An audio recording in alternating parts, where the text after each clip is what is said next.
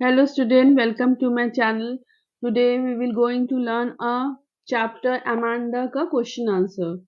Hope आप लोग ने ये चैप्टर ये एक पोएम है इसका एक्सप्लेनेशन देख लिया होगा।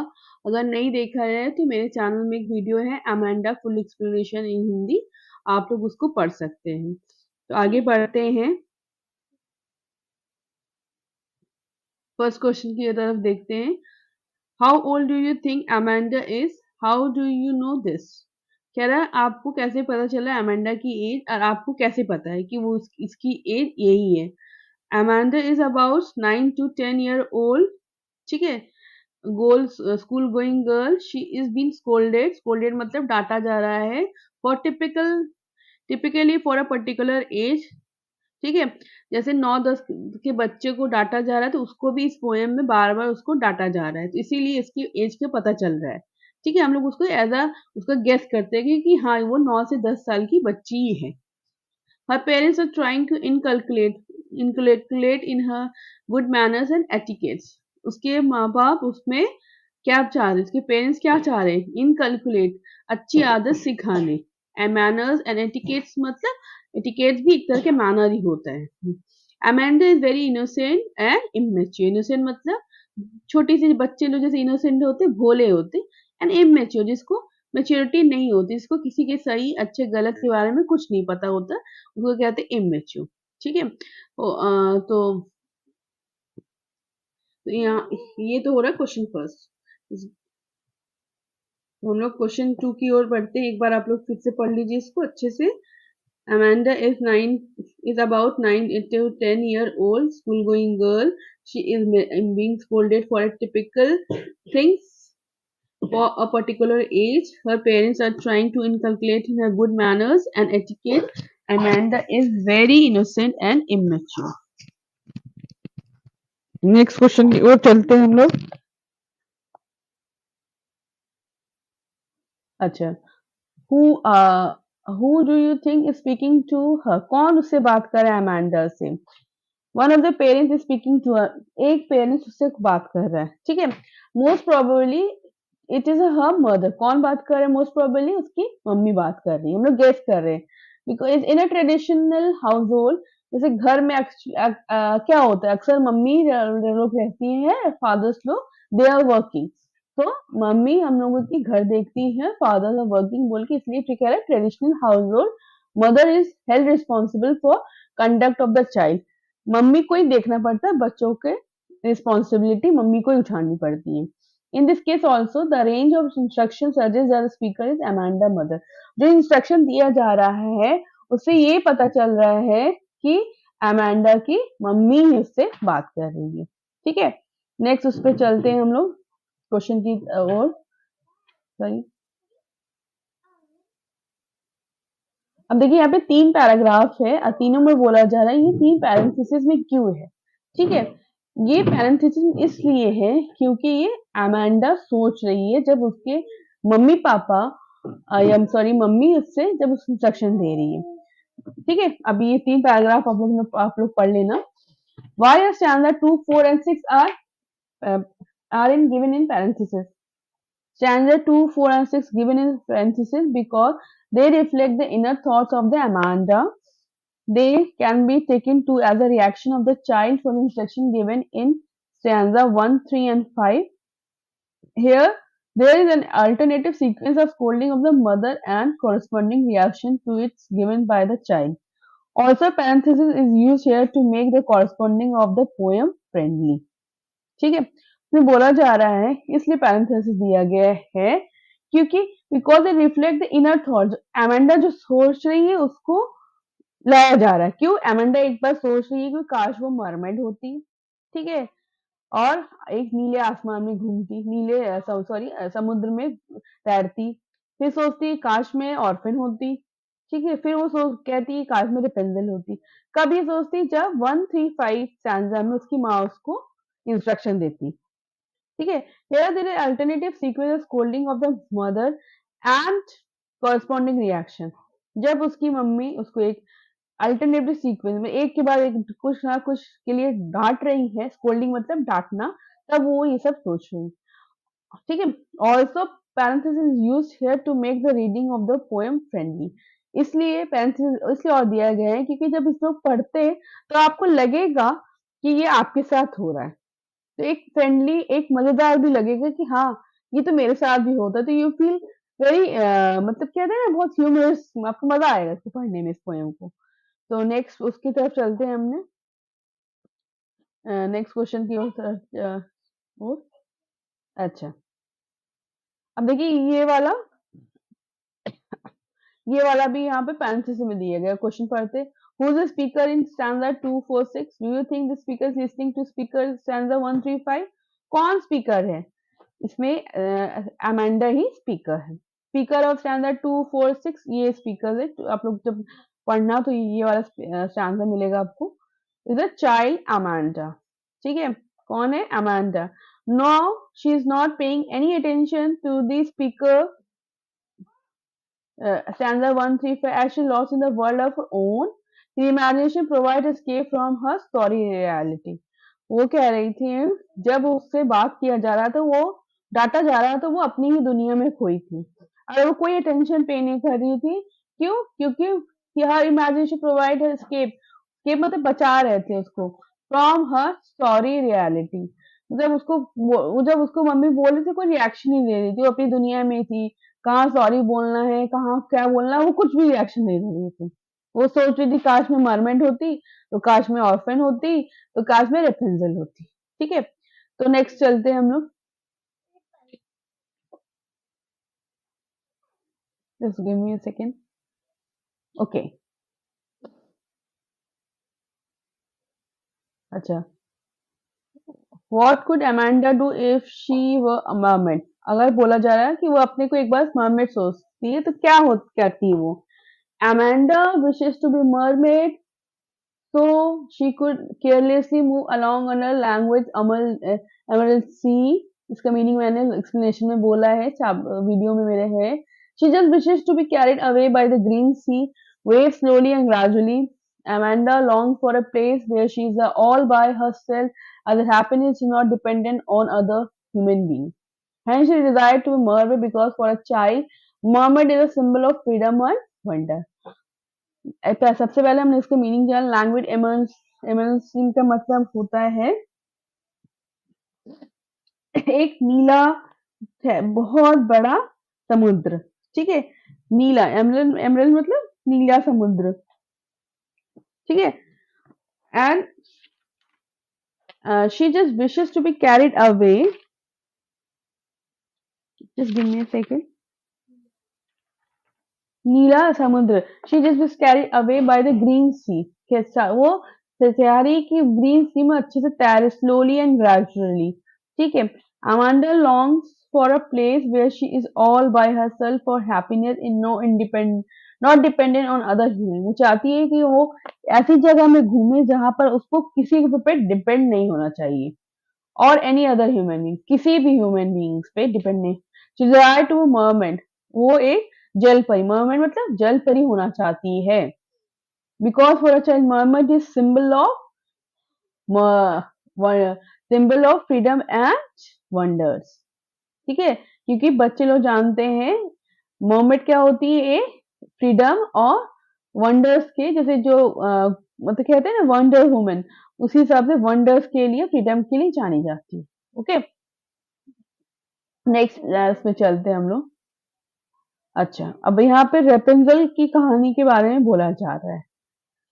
रेपेंजल एक प्रिंस थी, सबसे पहले थोड़ा बहुत जान लेते हैं। रेपेंजल वाज अ प्रिंसेस, उसके बहुत लंबे-लंबे बाल थे, वो एक चार मीनार में रहती थी और वहां से वो अपने बाल लटकाती थी ताकि लोग ऊपर आ सके। तो ये वाली रेपेंजल की स्टोरी होप आप लोग जाके पढ़ लेना। ठीक है, तो अब इसमें इसमें क्या अमेंडा क्या रेपेंजल की में बोला गया है, इसको देखते हैं हम लोग।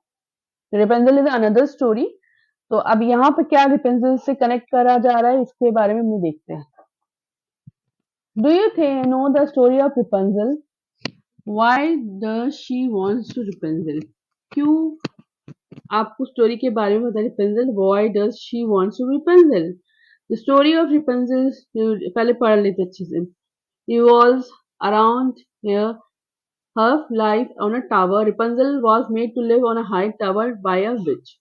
रपुंजल जो एक रानी थी, जो एक ऊंचे टावर में रहती थी, किसके, जो एक विच, चुड़ैलनी विच के ना, चुड़ैल को कहते हैं, जिसके डर से वो एक विच वहां पे रहती थी ऊंचे टावर में. She eventually got used to living her, she was happy and satisfied with her life. ठीक है, कह रही वो वहां पर रहती थी, वो खुश थी. Rapunzel had very long golden hair, using which used to pay her visit. The fairy was turned when one day Prince come to meet her using her hair. The witch first had punished both of them by separating them. ठीक है, finally they met after a couple of years, only to be united forever this time. ठीक है, अब ये एक तो एक रिपंजल की कहानी हो गई है कि वो एक रिपंजल थी, जो एक रानी थी, उस वो एक विच के डर से वहां रहती थी. एक दिन उसका बाल पकड़ के एक प्रिंस उसके बात आया, उसके उस पे, सॉरी, टावर पे आ गया. बट उस विच ने उन दोनों को सेपरेट कर लिया. Finally they meet after couple of years, उन लोगों को कुछ साल बाद उन लोग फिर से मिले. And to united forever this time, फिर उसके बाद उन्होंने शादी कर ली. अब नेक्स्ट अमेंडा में क्या बोला, अमेंडा क्या क्या सोचती, अमेंडा में सोचती है, काश मैं रिपंजल होती, मैं एक चार मीनार पे आराम से अकेले रहती, मुझे कोई डिस्टर्ब करने नहीं आता. और वो कहती है कि मैं अपने लंबे बाल भी नहीं लटकाती, ताकि कोई डिस्टर्ब करने उसको ऊपर आता, उसको पकड़ के. ठीक है, तो Amanda wishes to live like a Rapunzel और हाइड अवे फ्रॉम एवरीवन. ठीक है, अवे फ्रॉम एवरीवन मतलब सबसे अलग रहना चाहती थी. शी सीक पीस, वो शांति जाना पाना चाहती थी. एंड हारमोनी, सुकून इसे कहते हैं, मधुर एक में कहते हैं. That is the reason Amanda wishes to be like Rapunzel. However, she makes a point that in order to avoid being disturbed, she could never let her hair down. क्या कह रही थी, कहा जा रहा है यहाँ पर कि अवॉइड बीइंग डिस्टर्ब, मतलब वो नहीं चाहती थी कोई इसको डिस्टर्ब करे, इसीलिए वो कह रही है कि मैं कभी भी अपने बाल नीचे नहीं क्लाइम टू एनीवन, नहीं गिराऊंगी ताकि कोई ऊपर आ सके. Never let hair down for, she need no one to make her life happy. ठीक है, वो नहीं चाहती कि कोई इसको डिस्टर्ब करे या खुश करे, वो सिर्फ अकेले शांति से रहना चाहती है. क्लियर, तो आगे बढ़ते हैं हम लोग. गिव मी अ सेकेंड, तो मैं नीड कर दूं. ओके,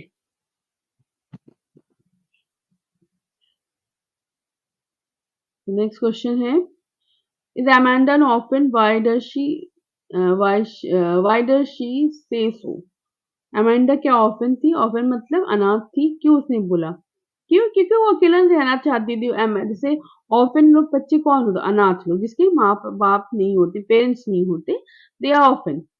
ठीक है, she is so much stress that she continue nagging her parents that she imagined herself to better without them.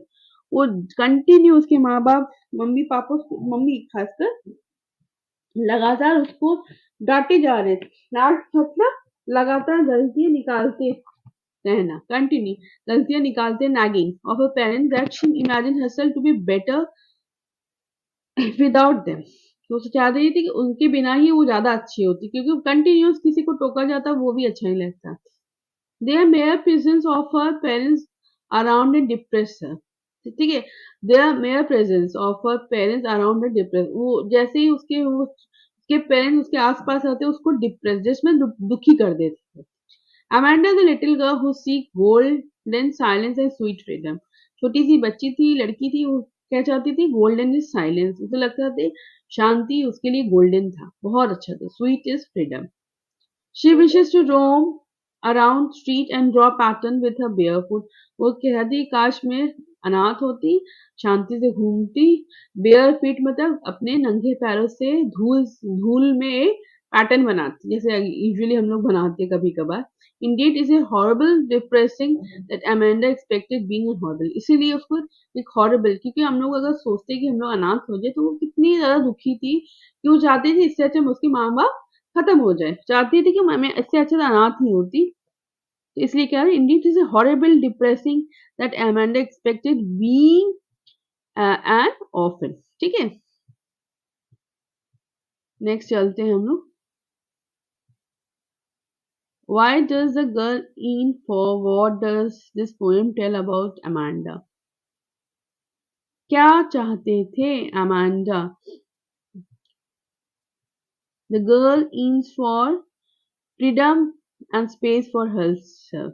Freedom और एक स्पेस जो यहाँ पर कोई इसको टोके ना रोके ना. She is incapable to fulfil the expectation of her parents.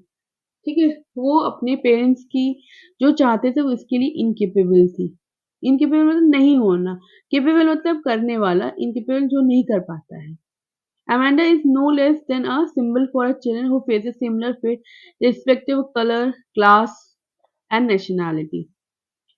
Actually हम लोग के पेरेंट्स चाहते हैं हम लोग बहुत कुछ करें पर हम लोग नहीं कर पाते हैं, तो उस पे सेम यही लाइन बोला जा रहा है. Traditional society demand a certain type of behaviour from the individual and a training to produce such being at very young as.